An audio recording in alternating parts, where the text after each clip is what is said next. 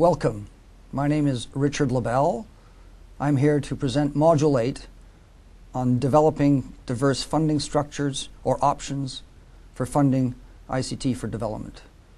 I'm a consultant. I work in the area of ICT for development, mostly on issues related to ICT as a tool to support economic, human, and social development. Let us begin with Module 8. Before I proceed any further, I'd like to thank the contribution that we've had from the following individuals. Mr. Raziv Chaudhry of Atos Consulting in London, who authorized the use of material and public-private partnerships, as well as contracting and other issues. Mr. Ken Chia, I would like to acknowledge as well. Mr. Chia is a principal with the legal firm of Baker & McKenzie. He's the head of the IT, that is the Information Technology and Communications Practice Group at this firm, this legal firm based in Singapore. I'd also like to acknowledge the use of information and materials that was produced during work that we undertook on behalf of the World Bank on a project to look at the use of public-private partnerships as a tool to fund e-government in Mongolia. This work was undertaken in 2007. Let us now look at the learning objectives we fixed for this module. We're interested in the module to develop a better understanding of the various financing mechanisms for ICT for development projects. We want to look at some of the issues that influence investments in ICT deployment, and with a special focus on investments in e-government.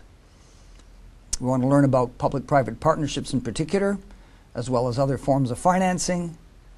And we want to understand issues to consider when preparing proposals for funding ICT for DE projects.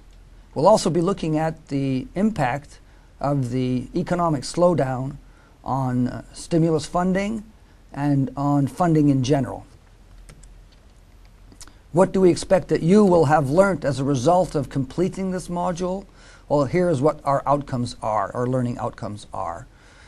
We hope that you will have acquired an ability to critically assess alternative financial mechanisms and to recognize and deal with these conditions, with the conditions under which these may apply. We want you to have a better ability to recommend options for funding, more knowledge of the steps involved in putting together a proposal for in particular for public-private partnership projects, an ability to prepare elements of a resource mobilization strategy, and help you develop the ability to develop a draft for funding ICT projects that will take into consideration some of the main concerns that donors in particular may have in funding ICT for development projects, including in particular e-government activities and projects. This is, as you know, one of 8 modules that have been developed under the Academy of ICT Essentials for e-government leaders. Modules 1 and 2 introduce participants to the basics of ICT for development. Module 3 looks at issues related to e-government, which is an essential consideration when looking at funding options. Module 4 will explain the current trends in ICT use that influence decisions about the technologies and practices that you may want to implement. And Module 7 addresses the very important issue of project management, which is closely associated with the issues we'll be raising and discussing in Module 8 on funding, with a specific focus, of course, on ICT for D, and with a particular consideration about how do you develop projects when the private sector is a partner under formulas such as the public-private partnerships funding approach that we'll be discussing in this module. So the module is broken down into the following sessions. Session 1 will look at the diffusion and of ICTs and their relationship with global economic growth. We'll be considering more particularly the impact of the global economic slowdown. We'll be looking at different funding modalities, and we'll raise the issue and introduce the issue of the public sector working with the private sector. In session 2, we'll look specifically at public-private partnerships and we'll look at the characteristics of ICT projects and of e-government projects in particular. Session 3 will look at managing risk in ICT projects, and specifically as we consider alternate funding options such as public-private partnerships to fund these projects. Session 4 will try to categorize e-government projects so that we have a better sense of which ones are more likely to be successful for alternative funding mechanisms, including public-private partnerships. Session 5 will look at a specific case study based on an e-procurement system that has been developed by the Government of Canada and that has been applied not only in Canada but in the Philippines as well. Session 6 will look at other funding sources that may be considered. And then finally in Session 7 we'll look at preparing a resource mobilization strategy and as well as a funding proposal. Let us now begin with Session 1.1 by setting the scene and discuss the importance of ICT for development, specifically of ICTs as tools for development. We'd like you to consider as an exercise that you can undertake on your own and certainly could undertake as part of a structured presentation or classroom exercise the following discussion points. What in your country or jurisdiction is the priority for ICT for development relative to other national priorities? Important question because it'll help you to understand the challenges you may or may not face or the facility with which you may or may not proceed in implementing an ICT4D project proposal. Second question or item for discussion. Does your country or jurisdiction have a national ICT strategy and action plan? If it does, step in the right direction, obviously, because awareness has been achieved. More important, though, would be, because most countries do have ICT strategies at the present stage, would be how recent is the strategy? How frequently has it been updated? Is it still current? Is it still being implemented? Third question, topic for consideration. Same thing, e-government strategy and action plan. Does it exist? Is it current? Has it been updated? Is it being implemented? And finally, what is the budget for issues related to ICT4D for actions and interventions? How significant is it? Is it growing? Is it in decline? What are the implications for your ambitions to develop an ICT4D strategy or action plan and to actually implement elements of that plan? Fifth question you may want to consider, is there a national ICT planning body or equivalent? In many jurisdictions that might be the Ministry of ICT. It could be an ICT or e-government body associated with the Office of the Prime Minister, the Office of the President, the Ministry of Finance or Planning, etc. Has your strategy, your national ICT strategy, been implemented? Is it in process? Most jurisdictions do have an element of a national ICT strategy. The question really is, what is the status of the strategy? So these are elements you can consider as exercises. By doing this together as a group, it will help you to better understand the issues and ready you for the following discussion. Another point that you might want to look at is in terms of ICT funding in your country. This is under Session 1.1. What is the major source of ICT funding or funding for ICT activities in your country? Most countries fund from their own resources. But the objective really of this module is to actually help you think outside of the box and look at other funding options beyond relying on national budget and regular budgetary procedures. So it's a call to innovation in the matter of securing resources to go forward with national ICT activities and plans. Secondly, are there sufficient resources for ICT4D implementation? If your ministry, your organization does not consider the budget situation to be favorable, it's worth looking at the alternative options for funding that we're proposing in this module.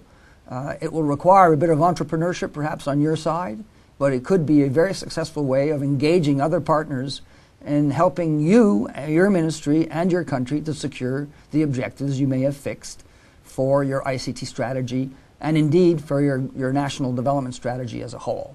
Because of course the national ICT strategy has to be consistent with higher level strategies, the national development strategy, and must be supportive of it.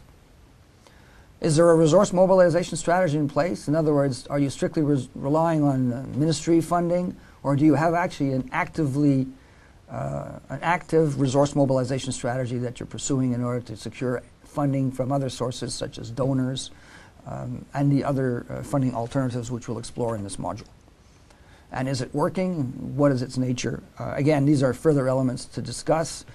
By discussing these questions and the questions that we just presented earlier, you will prepare your group or yourselves for the following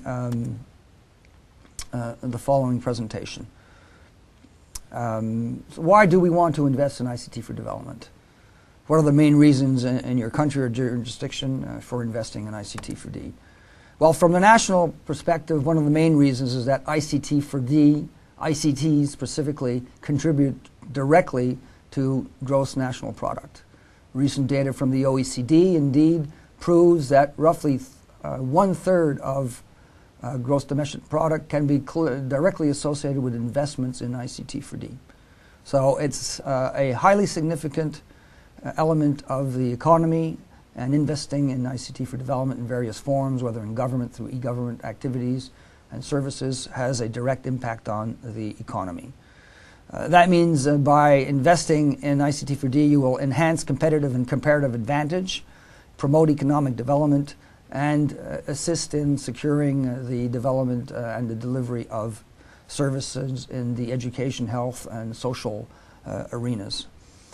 From the donor perspective, investment in ICT for D is focused usually on issues related to poverty reduction and the achievement of the Millennium Development Goals. The poverty reduction framework that is used in most countries is known as the Poverty Reduction Process, PRSP, that is encouraged by the World Bank. This is basically a poverty reduction planning process. Whatever you do in terms of ICT for D should be consistent with this process. And of course, we must seek to achieve the Millennium Development Goals, the MDGs. So in general, the consensus is that economic development, poverty reduction, plus achieving the MDGs should be consistent with whatever you're proposing in terms of ICT planning activities. Let's look at now the issue of ICT diffusion around the world and how that impacts on funding. There's significant growth presently of ICT everywhere. We're now looking at a phase whereby ICTs have diffused certainly in all urban areas and in many, many rural settings, largely a result of wireless computing and wireless broadband, which is now becoming much more prevalent. This is leading to significant transformations in the way things are done. Activities, processes are being automated because of the efficiencies that are associated with this automation. We're looking at technologies that are available for everyone and for virtually everything, and independent of location, as long as you're connected in one fashion or another, either through a fixed line or fixed broadband connection, or through a wireless connection. And again, two technologies stand out: broadband, which means enough bandwidth, enough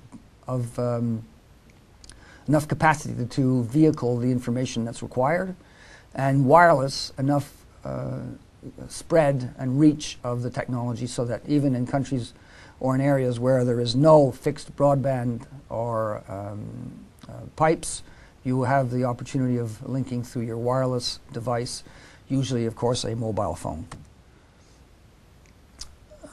In terms of global economic growth, ICT diffusion again and global economic growth, there are several areas that are of concern. ICT infrastructure per se is diffusing. We're seeing most countries around the world being connected through fiber optic links. Fiber optic cabling is the most powerful form of cabling, the most user-friendly, the easiest to implement, although it's not necessarily the cheapest.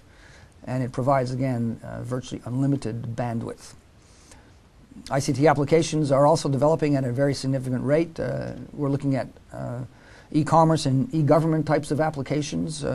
These include not only applications that encourage, under the heading of e-commerce, online selling, buying and selling, but we're seeing a massive growth in information technology enabled services, specifically in business process outsourcing, knowledge process outsourcing, and information technology outsourcing. These are forms of e-commerce that have been facilitated by two things. One, the spread of broadband, the lower cost, relatively speaking, of internet access immaterial of where you are around the world, and by the availability of highly educated and largely English-speaking, as it turns out, businesses in various locations that can take advantages of economies of scale and cost differentials to offer services at a distant location from those where a particular company may be located in order to take advantages of lower costs. All this is rendered possible through the use of ICT. Then finally, there's an application category which has to do with local and community development, whereby providing connectivity, local access facilities, and training, one can encourage greater use of the technology and greater spread of e-commerce and e-government services to all members of the community.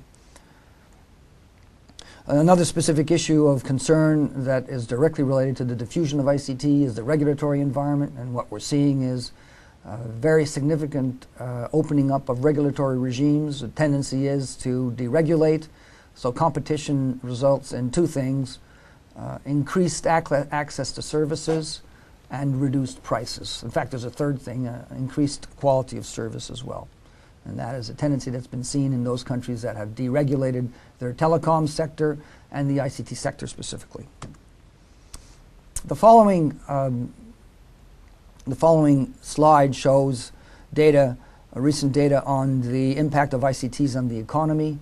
Up until the year 2000, it wasn't clear that investing in ICT in the form of networks and hardware, in particular PCs and their peripherals, would lead to any economic growth. But in the year 2000, it was demonstrated in the United States that there was a clear and significant advantage to having invested in hardware that resulted in the United States growing much more rapidly in that time in the late 1990s than Europe did.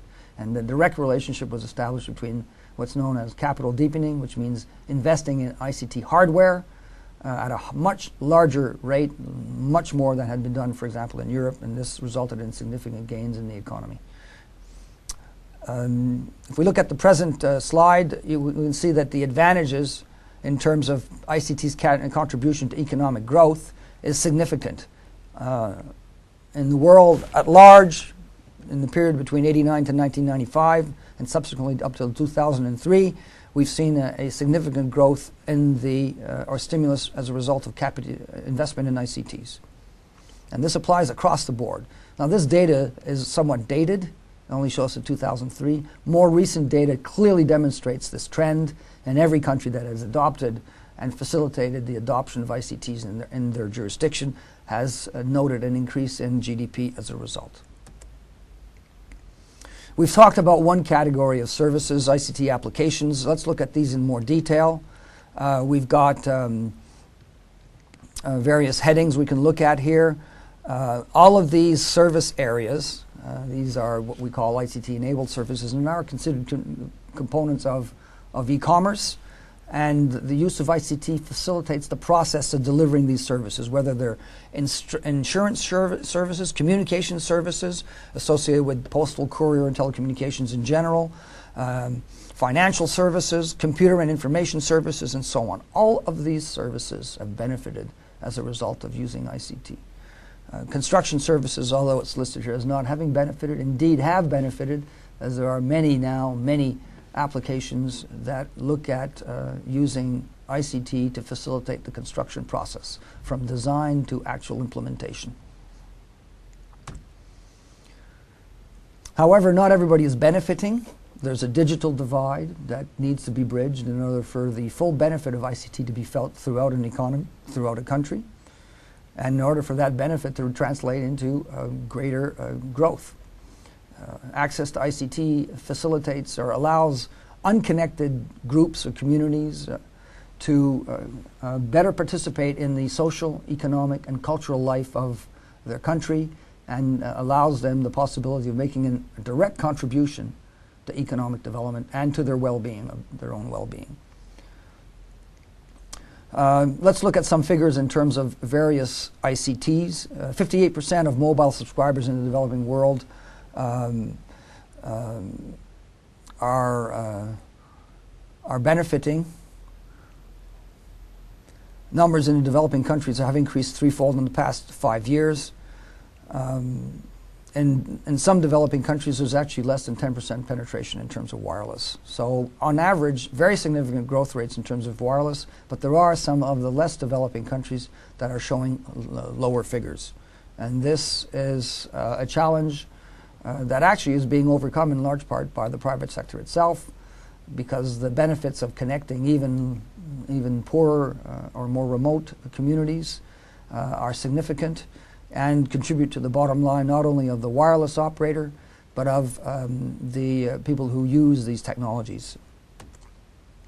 If we look at this data, this next figure on ICT diffusion, on the left side, the y-axis, we have billions of users, and on the time axis, we have the spread over the last 10 years between 96 and 2006. The data is dated by about 1 or 2 years. Most recent data goes only as far as 2007, 2008, so the exact data is not all that different from what we're showing you here. The trends, however, are very similar. They're just more stronger as we move to 2007, 2008, 2009. Fixed line subscriptions are not changing. Mobile subscribers are growing in a significant way, and internet users are also growing. As it turns out, we will see a vast increase in internet users because there will be convergence between mobile subscribers and internet users once wireless broadband becomes much more prevalent. And 3G and 4G, that's third generation, fourth generation wireless services become prevalent. Along with this increased growth and confusion or confounding of internet use and mobile use will be the impact of smartphones. Smartphones will contribute to greater internet use using mobile devices. If we look at this data from the ITU, the International Telecommunication Union, over the past few years, the penetration of selected ICTs by categories of economies shows that the developing countries are growing, but not necessarily as rapidly as the OECD countries. Actually, the data is not complete in the sense that developing countries, some of them are growing relatively quickly. The poorer ones are not.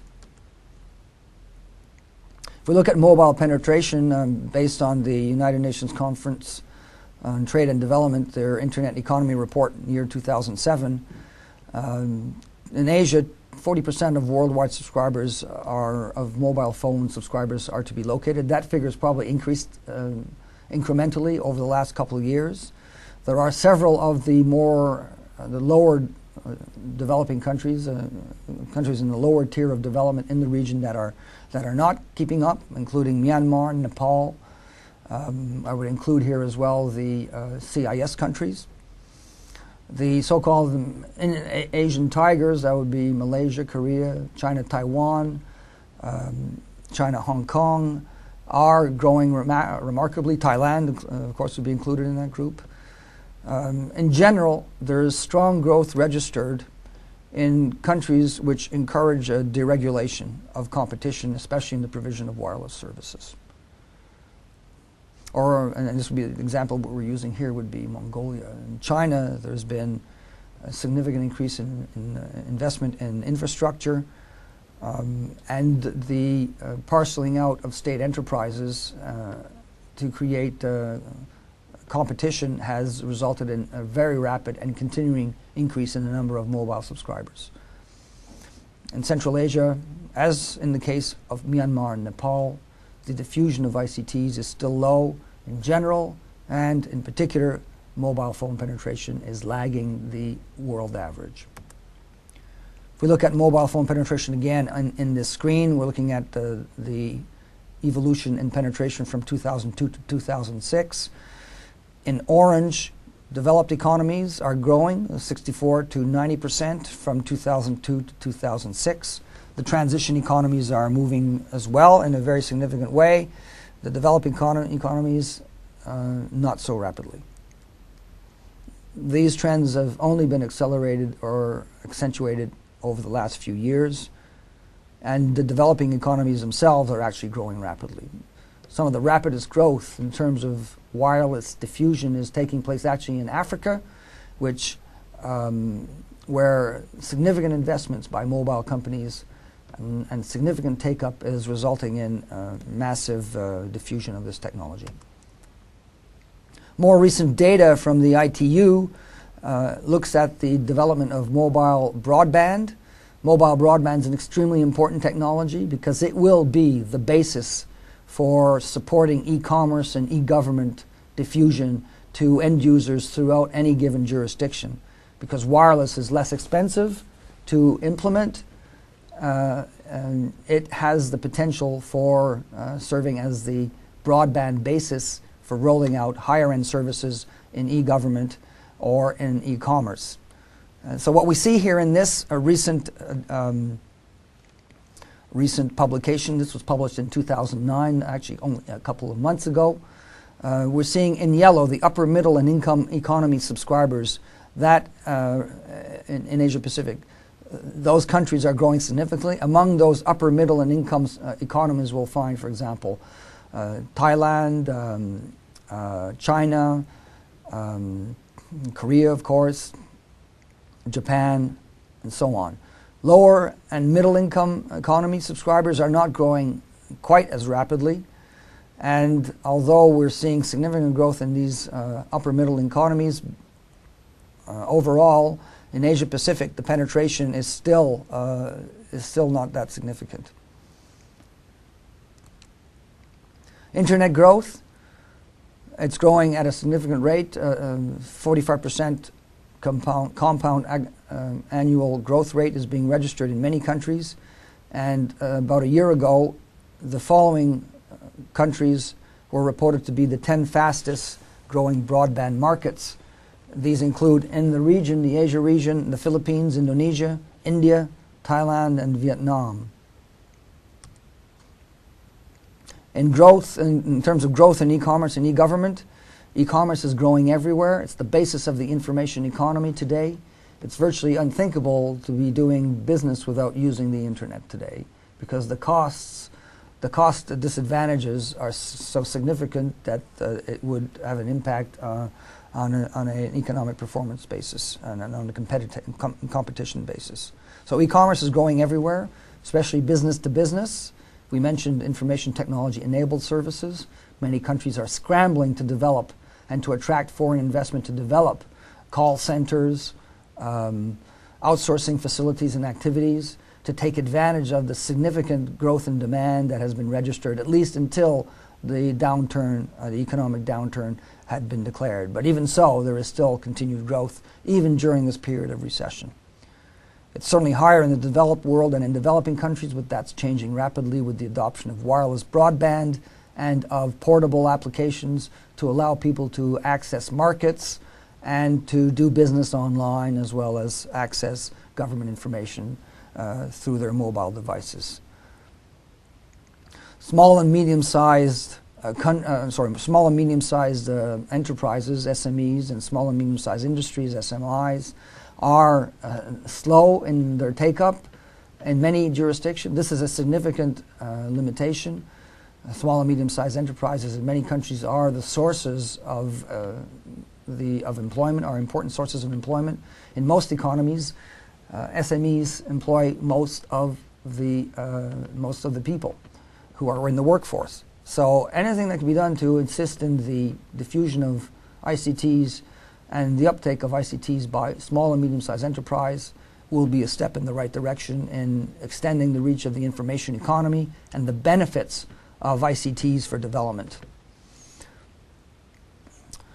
E-government is growing significantly around the world. Most countries now recognize it as an important endeavor, and most countries have, it seems, an ICT strategy, and in particular an ICT ministry or agency to assist with implementing and developing and implementing policy and facilitating the diffusion of ICTs.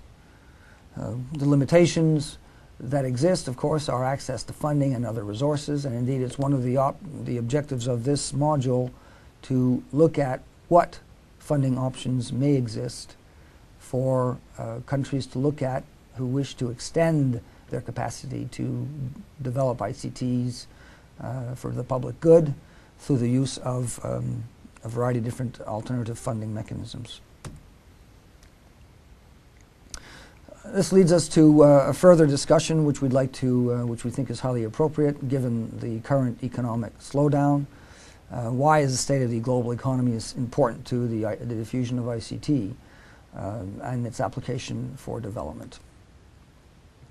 Well, the reason for that is simple. While we can rely on government funding to secure ICT developments, and in fact we can use, and we do use government funding for a variety of different public goods, the fact of the matter is that countries rely to a large extent on trade and on taxes from the private sector for them to be able to fund public programs.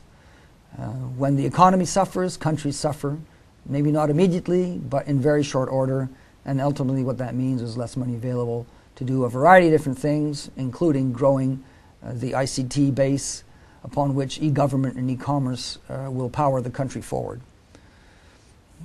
So we need to look at these issues, and that's what we're going to look at more closely in this particular session of the module. Financial resources are created as a result of economic growth and activity. Anything that influences that will, as I say, limit the generation of wealth. And similarly, there's a sort of a feedback effect. ICTs, as I mentioned, are important as tools for promoting economic activity. So we need to look at how what the relationship is between the economy and the use of ICTs and the investment in ICT, both in the public and private sector.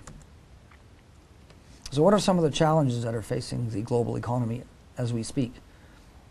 The subprime crisis, which was declared towards the end of 2008, has had a worldwide spillover. This crisis originated in the United States of America, where people who had no money were given loans, essentially, or not sufficient money, loans to buy houses which they could not afford, and which resulted in a massive shortfall and the financial crisis that ensued. Along with this challenge, there are some other challenges that we need to be concerned about. At the very time that the subprime crisis, the global financial crisis, was taking hold, the cost of energy rocketed up to close to $150 US. This limited business activities because immaterial of the use of ICT, businesses, the economy still depends largely on oil for economic growth, for powering the economy.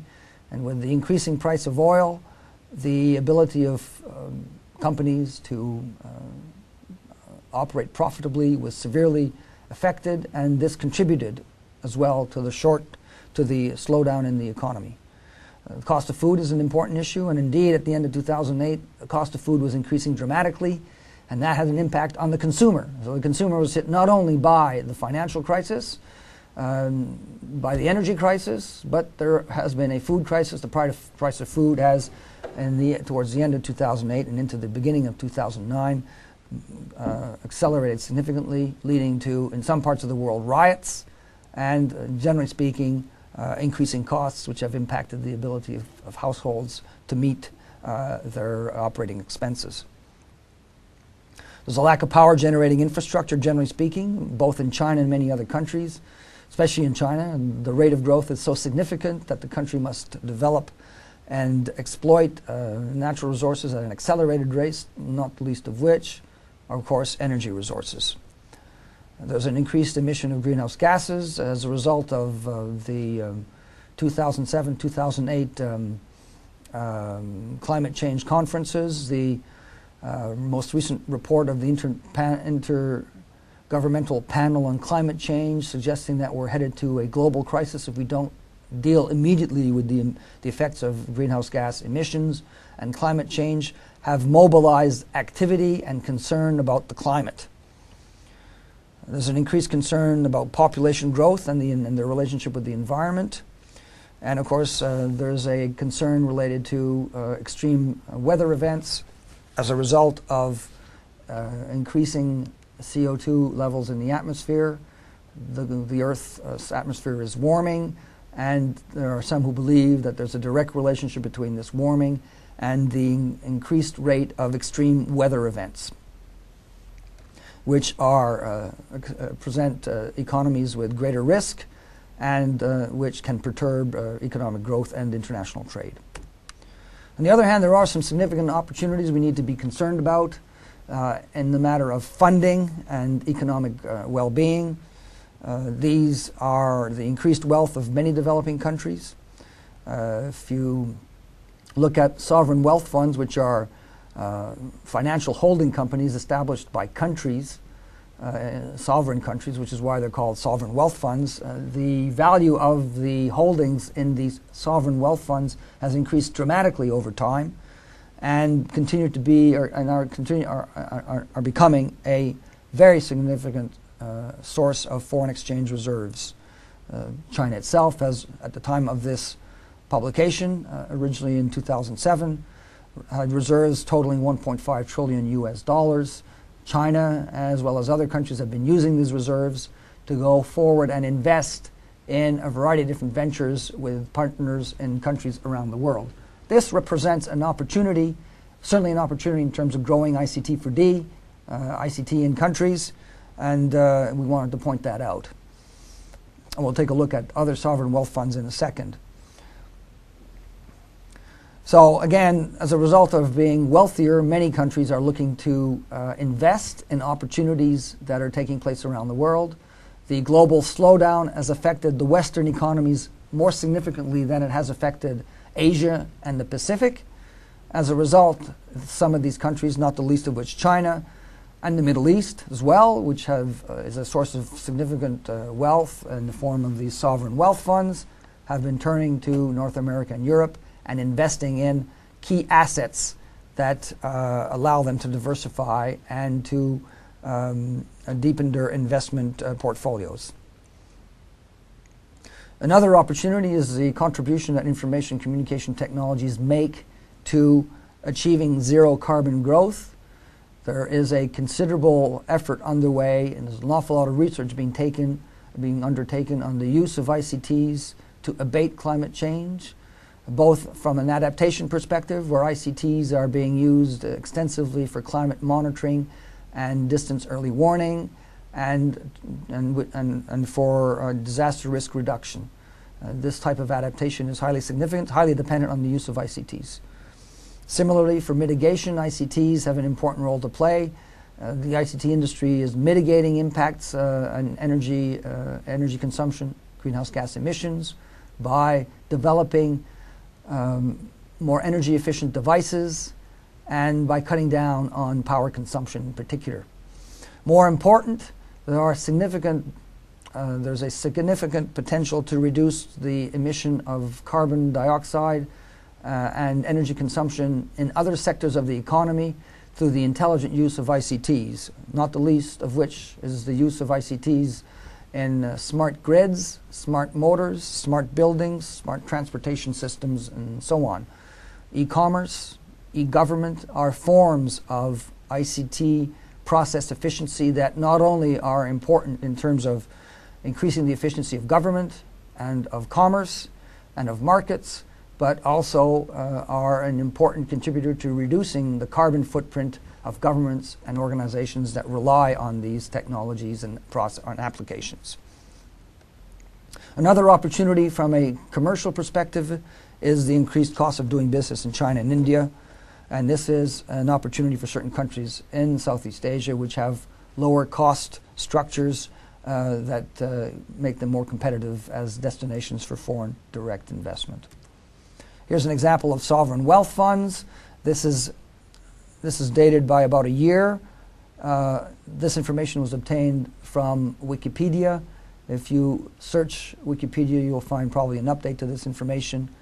It shows that clearly there is a significant amount of wealth that is available in these sovereign wealth funds, which could be of interest to ICT for D. Finally, in terms of keeping a pace of developments in the economy that are directly relevant to funding. The following sources should be considered and provide good insights into what's happening in the global economy. And the following references are recommended. We would encourage you to look at the most recent editions of the Information Economy Report, which was just published here in 2009, and the e-Government Survey 2008 is still, I think, the most recent edition of that publication. As a practical exercise, we encourage you to break out into a group and to undertake a discussion on the following subjects. 1, factors that affect ICT rollout in your jurisdiction. What are they? Look at questions related to planning, leadership, public demand, expertise, capacity, and e-readiness. Secondly, you may want to also consider what demand is there for ICTs in general by the public, by the private sector, by employees, by government, and so on. What do you think could be done to enhance ICT diffusion? What are the opportunities? And what are your recommendations? Session 1.2, the recession and its impact on funding in general and funding for ICT for D in particular.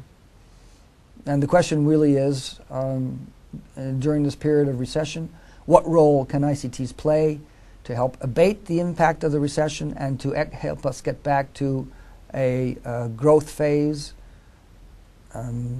that will bring us back to a more normal state of economic development. A few questions. How has your country been affected by the global economic slowdown? What are the issues that you've been faced with? Is your government still spending on ICT infrastructure and services? Has your country put in place an economic stimulus package? Is there a green component to the economic stimulus package? And does this include a green ICT component? What is the role of the private sector or of financial capital markets or international development partners in the recovery in your jurisdiction? Responding to the recession, and this is the current situation. The global economic slowdown has slowed economic activity virtually everywhere.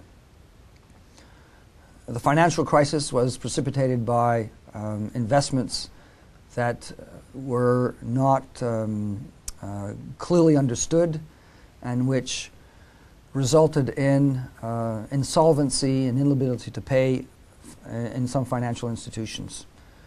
The lack of financial oversight, the lack of transparency led to a lot of doubt about the wealth or the financial viability of banks, especially in the United States, as well as in Europe. The crisis spread around the world to have such an effect that banks no longer were prepared to do business with one another. This meant that banks stopped lending. As a result of this lack of trust, consumers had less access to credit, but more important, businesses themselves no longer had access to credit. Businesses that do trade no longer could buy and sell goods and services or import them from outside and sell them locally. There was no credit available for shippers. Shipping is an important component of global international trade. Most of the goods that we buy and sell, and some of which that we take for granted, all of those that are imported virtually are shipped by sea. A lack of shipping or credit for shippers meant that all of a sudden the shipping trade was severely affected and there was a lot less trade taking place. Businesses slowed, jobs were lost, lots of money was lost, and as a result the global economy was slowed down. The Baltic Trade Index measures trade by over shipping routes, select shipping routes. The higher the rate, the greater the demand for trade and the greater the amount of shipping that takes place at any given time. The lower the rate, the less there is a demand for shipping because the prices go down. It's a supply and demand graph. What all of this shows is that towards the period between January 1, 2008 and roughly, we'd say, April 2008, there was a significant demand in shipping which collapsed as a result of the financial crisis, and from the level of $11,600, which is a average daily rate for renting a dry bulk carrier, the rate dropped to 663 in a matter of a few months, and this is due simply to the fact that there was a collapse in global trade, which was the result of the financial crisis. Fortunately, as you can see from the graph, which is recent, while the trading levels are not as high as they used to be, there has been a slight resurgence in shipping, which is an indication, one of several indications, that gradually the world economy is coming back to normal. And that is the important sign that we're looking for. This is simply one indicator that shows that global trade is actually coming back, but also it shows how severely affected the global trading place, the global marketplace has been impacted by the financial crisis. The response to this financial crisis is the following. I think it's important for us to look at this simply so you get a better understanding of the factors that affect the availability of funds. So the financial system has to be strengthened by securing markets. That is, governments have to guarantee the financial resources of banks and other financial institutions in order to build trust. There has to be regulation. There hasn't been in the past or sufficiently, and now there is a call for greater financial regulation, although the private sector in the United States is now still aggressively resisting this call for regulation of financial services, and it is still a question as to whether or not the Obama administration will be able to impose a regulatory regime that satisfies both the financial sector in the United States and its trading partners around the world. Lower interest rates have been put in place. That means it's easier to get money, and that encourages lending. Of course, with more credit, then there's more business. That's important when we talk about ICT diffusion and investment in ICT. If there's no funding, it affects both ICT development as it does trade and the cost of goods and services in general. Another element that is directly relevant to our concerns about growing the ICT economy in our countries is the impact of government intervention in the form of stimulus packages. In order to get the economy working in many different countries, many countries of the region in particular, governments have had to rely on their public funds to artificially, if you want, create work. One of the ways of doing so is through what's called shovel-ready public works projects. Shovel-ready means you can hire someone, give them a shovel, and can dig a hole. It's immediate work. So public works, which employ people, are being encouraged. In the Republic of Korea, this year alone, there's $26 billion in public works that have been spent, largely as a way of stimulating the economy, and this continues. There are other schemes to get people to spend, again, to get them working first, and once they're working, to get them spending, because consumer spending drives economic growth, and that's by encouraging and providing people with access to rebates. In the United States, the cash for clunker rebate, where you were given $4,500 US if you brought back your old gas-guzzling car, is an example of a rebate that created massive stimulus for the automotive industry in the United States and created employment and put some more wealth back into the economy in the form of people working and spending. Tax breaks do the same thing. Of course, this creates employment, as I just said. Money's back into circulation. But the real question is, how sustainable are publicly funded stimulus packages? Because the problem with stimulus packages that are funded by governments is that ultimately they have to be paid back, and they simply impose a greater tax burden on the citizen. Because all of those tax dollars that have been used to stimulate the economy, it's the taxpayer who's going to have to pay for that. The emerging markets are coming out of the recession much faster than North America and Europe. Recent data from the OECD clearly demonstrates that countries such as China, Korea, Japan to some extent, are coming out of the recession much more rapidly than countries of Europe and the United States. One indicator of this is the rate at which people are spending or using credit cards.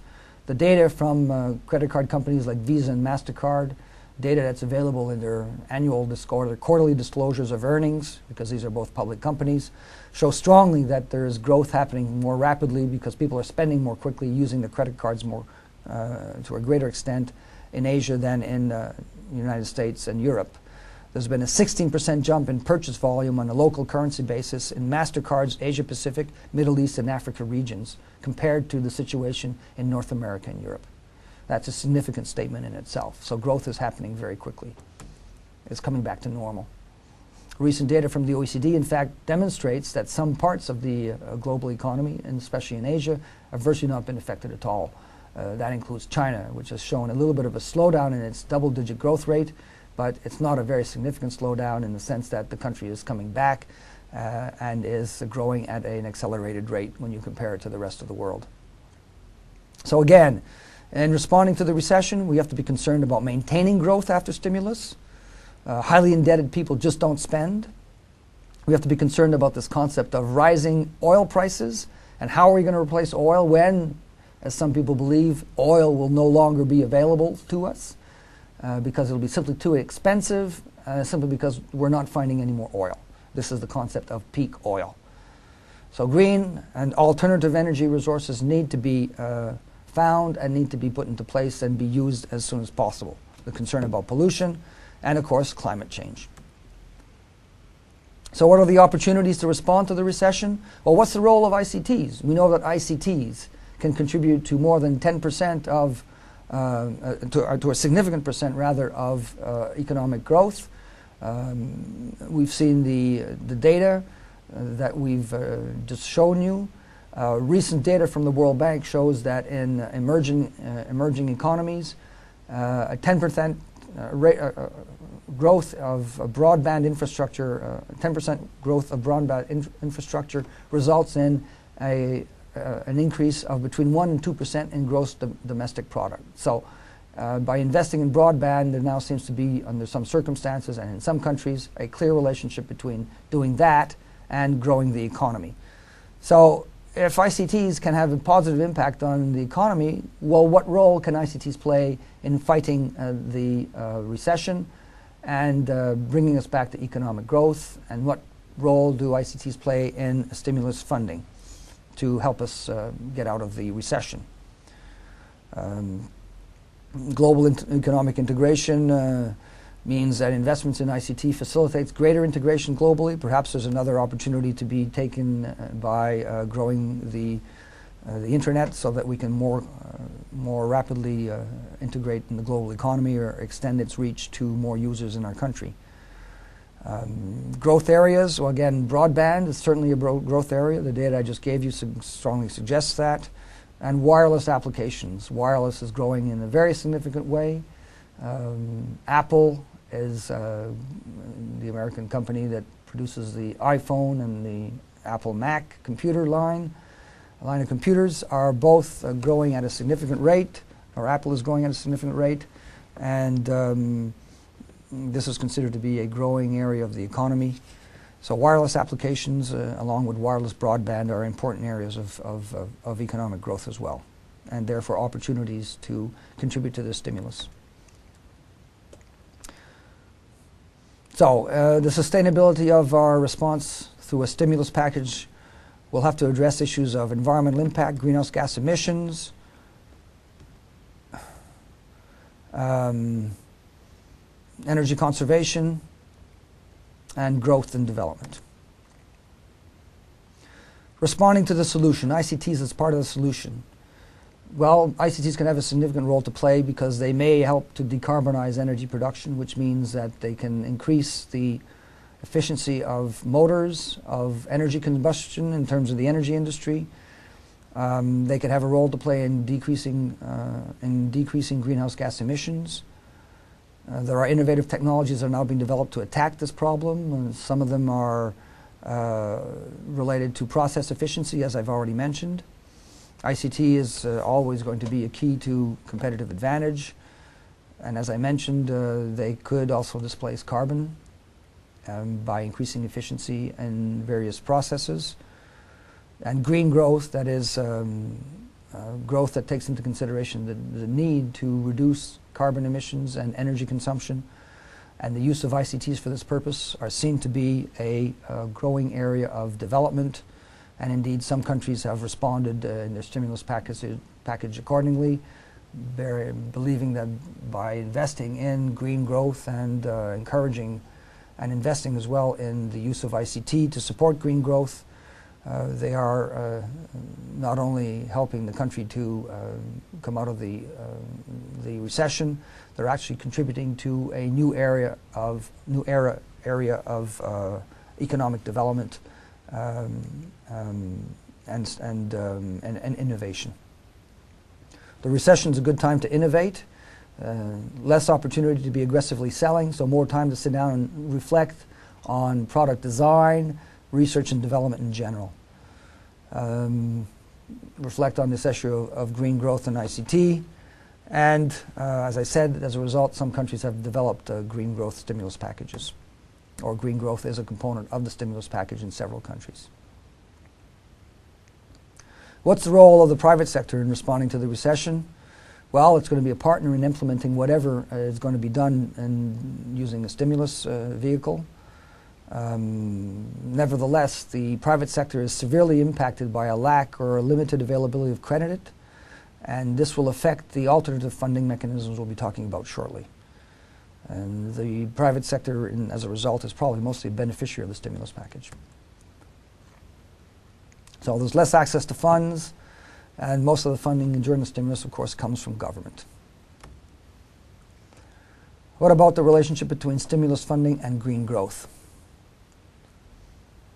Spending on ICTs that green the economy. Well, we're looking at spending that will not only increase employment but will also help to reduce the consumption of energy and the emission of greenhouse gases.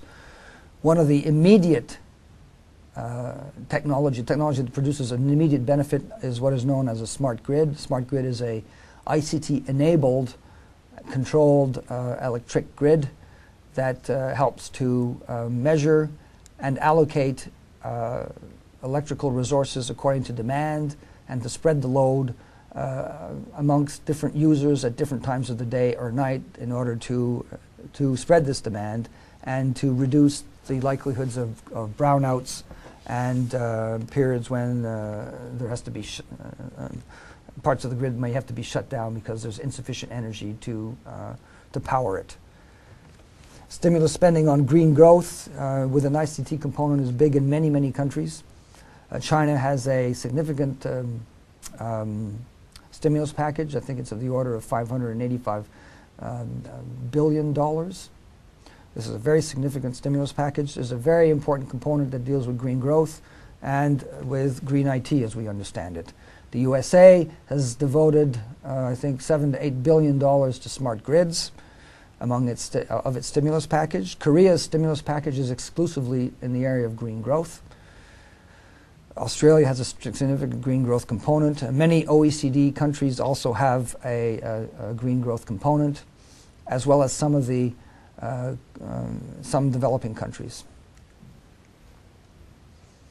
We'll now look at different funding modalities that may be considered as you in ministries and government departments look at options for funding ICT activities, both in e-government and as part of a national ICT strategy. Under normal circumstances, the private sector is the partner of the public sector in rolling out public infrastructure and services in the form of e-government or access infrastructures. So backbone networks will be rolled out by by private sector operators on contract to government or by private sector operators operating on their own. The private sector is a partner of businesses in rolling out ICT solutions for e-commerce, and similarly it's a partner of government in helping the government to transform itself and to adopt an e-government. Government's role is to ensure an enabling environment. For that purpose, the government needs to encourage and stimulate, or it encourages and stimulates private sector investment. The government's role is to ensure that there's a level playing field in the matter of competition and delivery of ICT and telecommunication goods and services. The government's role is to ensure that infrastructure is available at fair market value if competition is insufficient. In larger economies, there will be sufficient competition between operators to allow the consumer choice, and as a result to allow for the laws of supply and demand to come into play, and competition to the benefit of the consumer and the end user. In smaller economies, the cost of infrastructure is so significant that competition in the form of duplicate infrastructure is simply out of the question. There's not enough money in the economy to pay for that, and there's not enough capacity or not enough wealth in the consumers in order to secure that, to make that a viable, commercially viable entity. So what may happen in some jurisdictions that do not adopt a fair market value approach to broadband infrastructure is that it may be monopolized, and artificially high rates may be imposed as a result of this monopoly. The net result of high rates of bandwidth access or bandwidth use is that it limits the availability of a variety of e-gov and e-biz services, which means the country is less competitive, or in other words, is less able to leverage the power of the information economy to help it become more competitive from a trade, education, research and development perspective.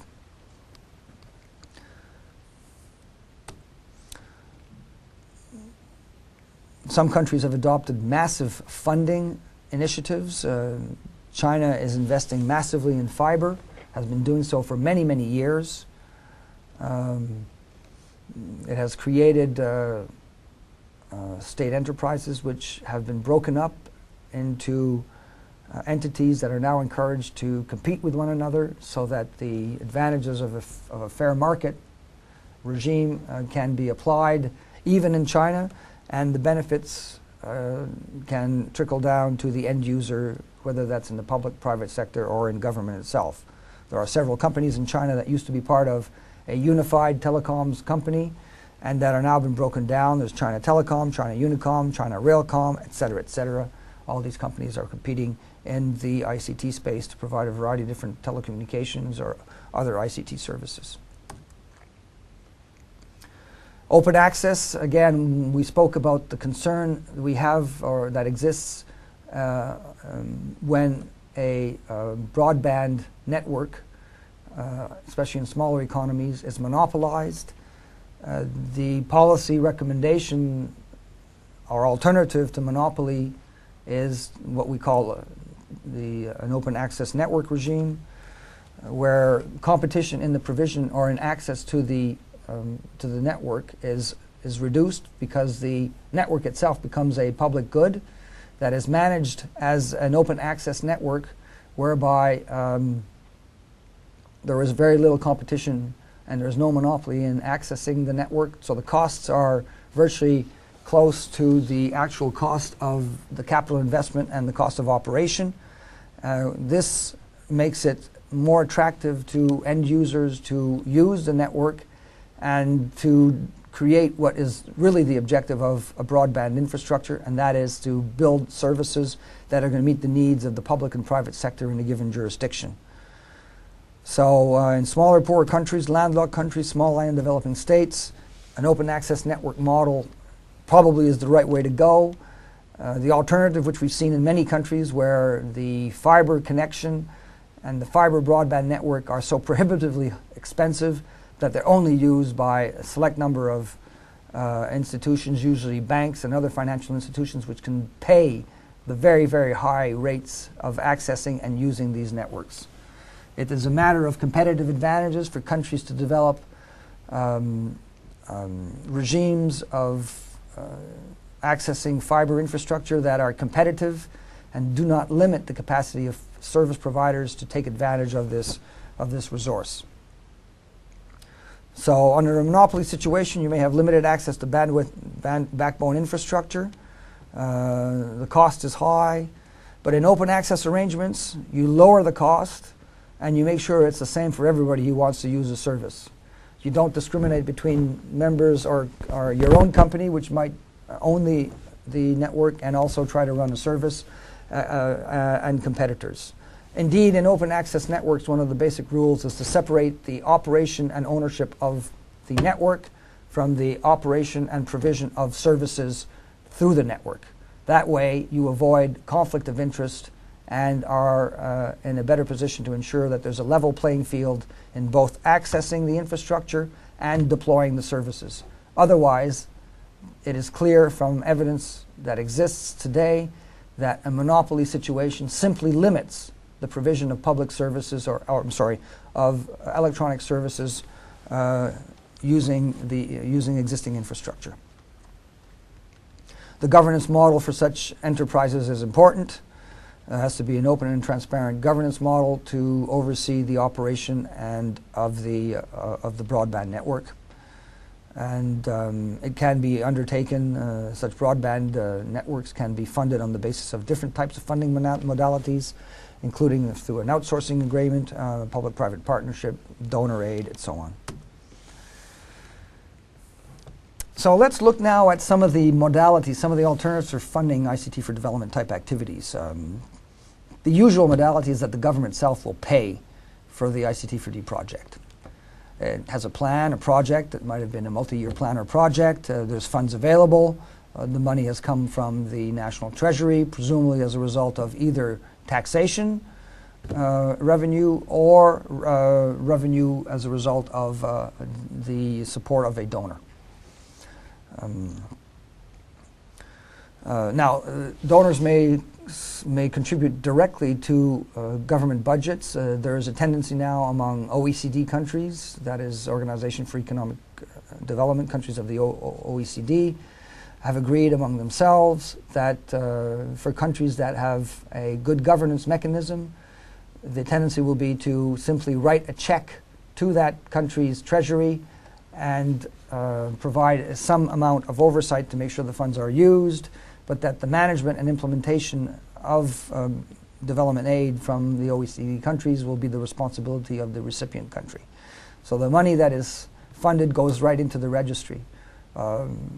Planners in ministries of ICT or ICT entities should be aware of the Paris Declaration and of its implications for development funding. It also means that therefore there should be more money in the government coffers, and it would mean there's more opportunity to fund ICT for D projects. And when government does the funding, basic government does everything in terms of project implementation. It undertakes the design, conceptualizes, it'll develop the contractual term, it'll outsource it in some cases, or more likely it'll do it all itself in-house. It owns and operates the resulting goods or services that are produced as a result of the funding. Another funding modality is called a mixed funding modality. Here the government contracts to a private sector operator to undertake the work. Funding comes from the usual government sources, the Treasury, and so on. The private sector can have a role in implementation, but by and large the design of the project rests with the public sector entity. A third modality involves the public sector, the government, ceding or conceding providing a concession for the delivery of goods and services by a third party, usually a private sector entity.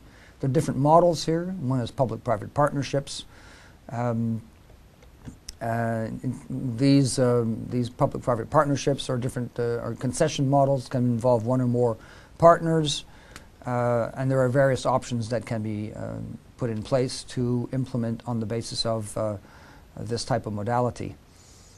There's a contract that is established. It's important to understand that in this particular case, even though you might be using what I've just termed a public-private partnership agreement, there has to be a contract, and the terms of the contract have to be clear.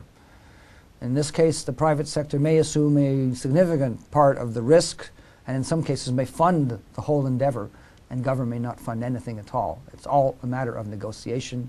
The basic idea in a concession is that essentially the government says to a third party, we let you, we concede to you the implementation of a particular service according to these stipulations, go ahead and do it. Fourth modality, multi-stakeholder partnerships. This is a type of concession where the project can be very complicated and involve many, many different partners, both at the local level and otherwise.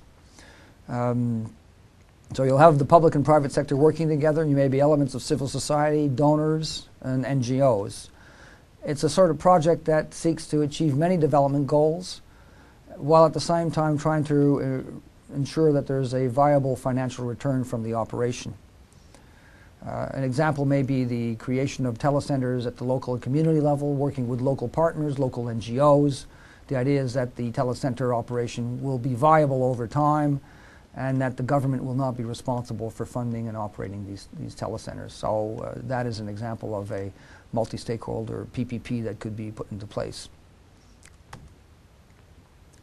Many of these, again, as I said, focus mostly on issues related to poverty reduction and pro-poor growth if they're focused at the local and community level. They require broad political and public support. And they encourage output, the creation of a model of project delivery which focuses on not so much individual specific outputs, but on outcomes. They encourage the use of results-based management, and they are based on project management structures and metrics that focus on efficiency as opposed to the delivery of specific measurable outputs. Multi-stakeholder PPP examples will include projects where there's a need for lots of consultation, which will be the case if you work more at the local or community level. Again, local community access or telecenter projects, projects that provide access to the internet at the local level are other examples.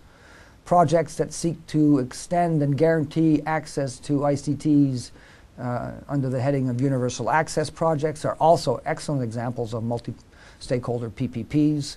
They involve extensive consultation, and the main objective is to encourage the creation at the local level of viable financial entities or commercial entities to serve as a platform for delivering internet services and e-government and e-commerce services to the local population.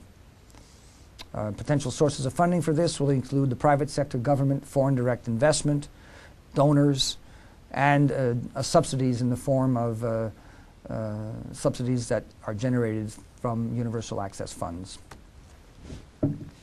Another modality, philanthropic contributions by the private sector. Many private sector entities have significant corporate social responsibility programs, also known as CSR programs.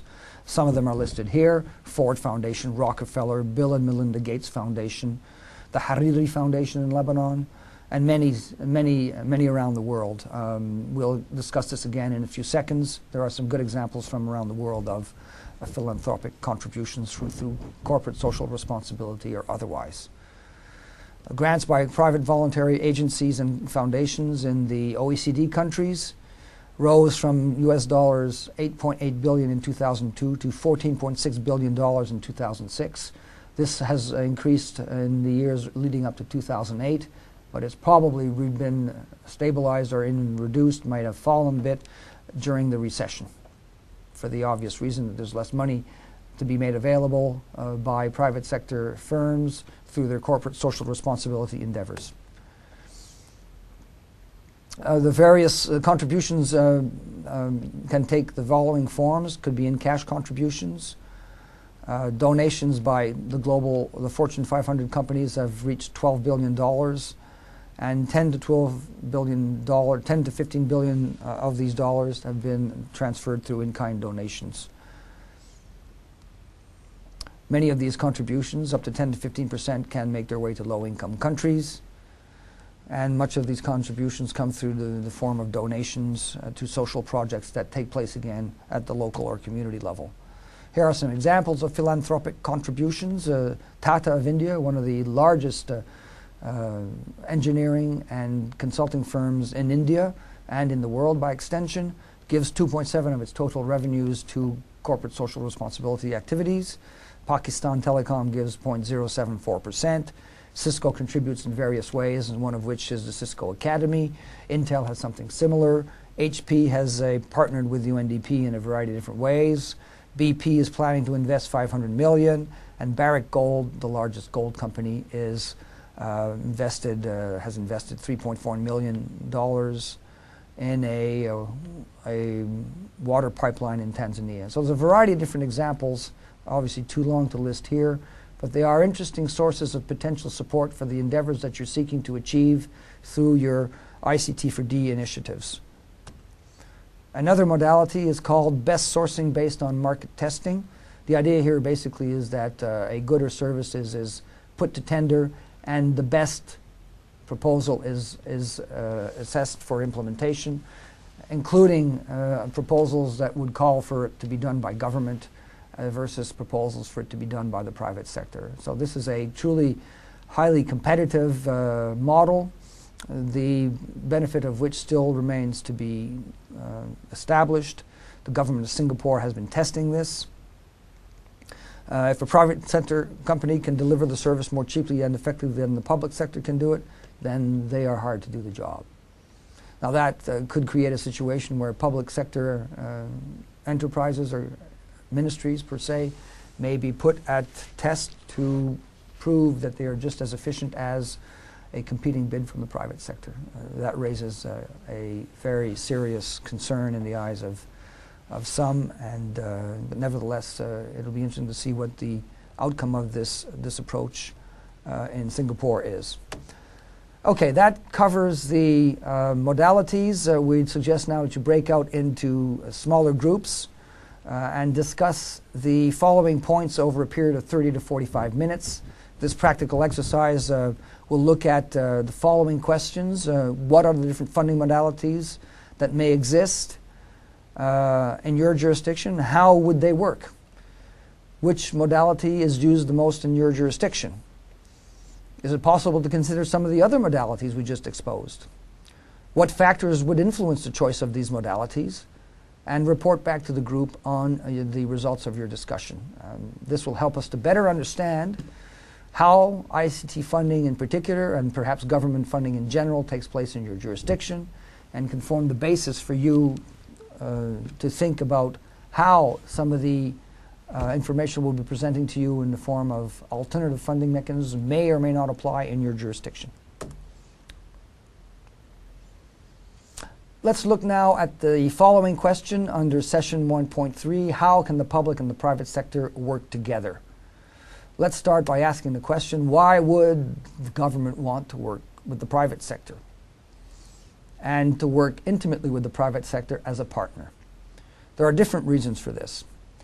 The funding options we talked about, including public-private partnerships, some of them call for the private sector assuming, through the form of a concession, all of the risk with the promise of significant financial return as a counterbalance to assuming the risk, and in some cases to assuming all of the financing up front. Indeed, it is possible through some of these funding modalities for the private sector to assume all of the risks and all of the funding for putting in place, designing, building, implementing, delivering public services that would otherwise never take place, simply because there's no will, there's no money for the public sector to fund these types of endeavors. So why would you want to consider? Why would government want to consider these different funding options? Well, it might be a question of need in the first place. The need for emergency upgrading of roads. A bridge has fallen into disrepair that is essential. Government doesn't have the funds to repair and put it back in place. The private sector may be able to step in. The availability of funds, again, no funds, but private sector may be able to do it. Then let's look at various options of working with the private sector. There may be an opportunity that the private sector sees to extend service delivery that the government cannot afford at a particular time. That is another opportunity for an alternative financial mechanism to come into play. There's an opportunity for non-budgetary project implementation. In other words, funding is not budgeted for by government, so it's off the books. It's non-budgetary, but nevertheless, it allows the government to extend a public service. It allows the government to share or spread or avoid risk, and it can exploit the perceived potential, commercial potential of a service that is not provided at this stage, but that could be provided through an alternative funding mechanism. Also, it depends on the extent of public support or need. If the public feels there's a very significant need for a given service and government must act quickly, then these alternative funding mechanisms may be considered for those reasons. Here are some other reasons for looking at these alternative funding mechanisms.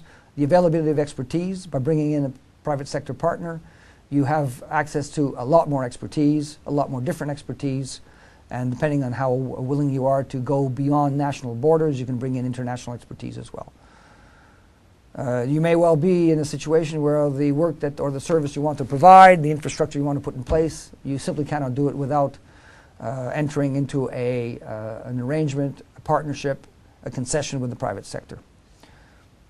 You may already be working with the private sector on a consultative or ad hoc basis, and this is a natural extension of that collaboration, which leads to a project that could be undertaken wholly by the private sector on behalf of the public sector.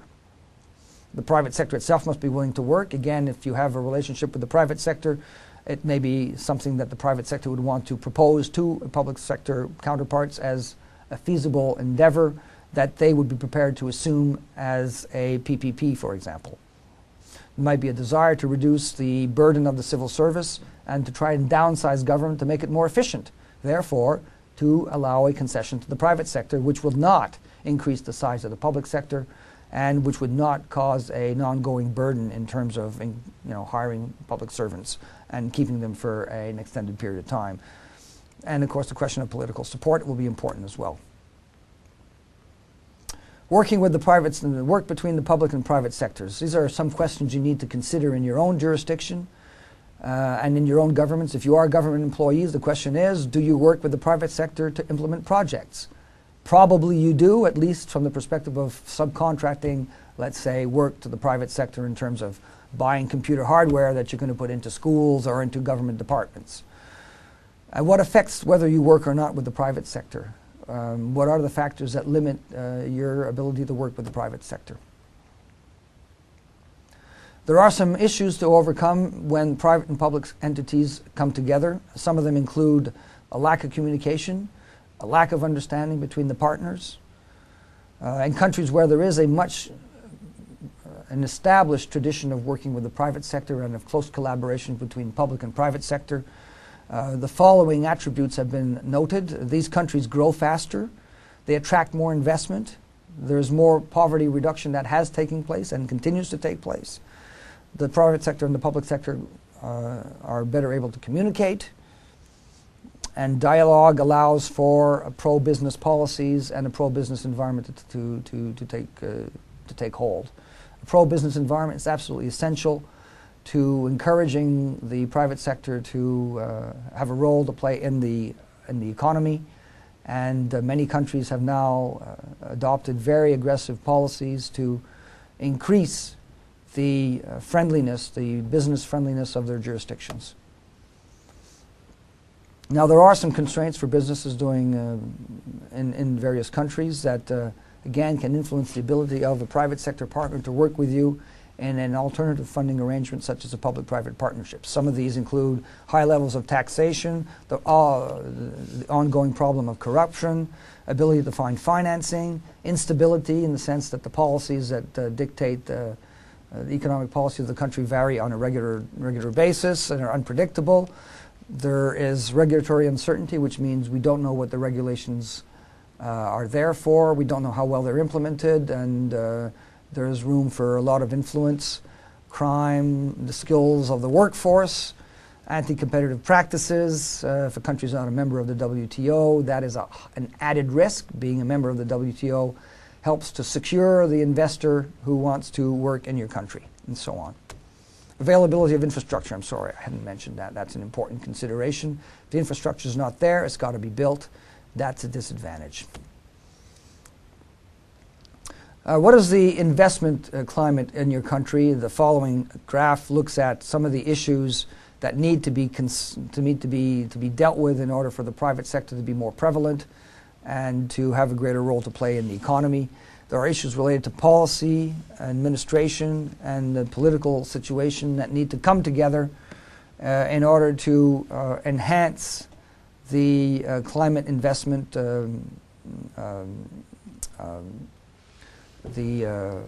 investment climate, and to make it more user-friendly, and to encourage a greater role of the private sector and to secure that role over time. There's a need to consider how government and stakeholders can more closely work together. There's a need to look at, in those situations where that might not already exist, different ways of encouraging the private and public sectors to work together so that there is more interaction, more sharing of information, more ability of the private sector to work with the public sector in terms of encouraging the right type of regulatory and policy environment that will enable them to make a greater contribution not only to the economy, but to the delivery of public services and to their partnership with government. Here are some various public-private dialogue mechanisms that have been put in place. The issue of the public and private sector working together is a very, very considerable issue throughout the world, and donors have taken serious steps to try to encourage greater collaboration between both, especially in the newly emerging economies and the former CIS economies, where a centrally administered government, a central administration was previously responsible for all decision making. Now we need to share decision making, and we need to encourage the contribution of the private sector to extend our capacity to offer public and private services and to leverage the skills and financial and other resources of the private sector to do so. Here are some of the countries on the left, and here are some of the vehicles that are used on the right-hand side of the screen. Let's look at some of the vehicles. Economic councils are created. A national competitive committee may be struck. There are annual fora between public and private sector members to sit down and talk about business, policy, the environment, investment, and so on. There's a variety of different forms, that you can take. You are free to look at these in more detail.